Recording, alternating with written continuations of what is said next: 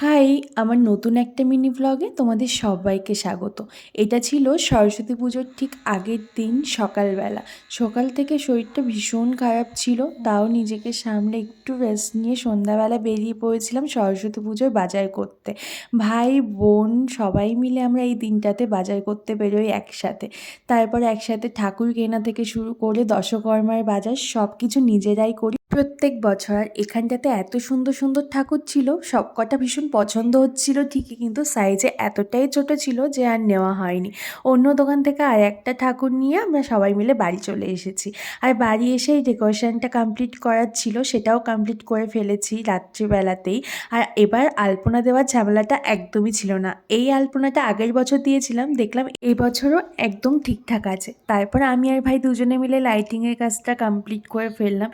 আর আমাদের ফুল বাগানে এরকম কালারিং লাইট দেওয়াতে এতটা সুন্দর লাগছিল যে কি বলবো, দেখে মনে হচ্ছিল যেন অসংখ্য জোনাকি পোকা পুরো ঘিরে ফেলেছে ফুল বাগানটাকে। তো আজকের ভিডিওটা এই পর্যন্তই, দেখা হচ্ছে আবার অন্য কোনো ভ্লগে। বাই।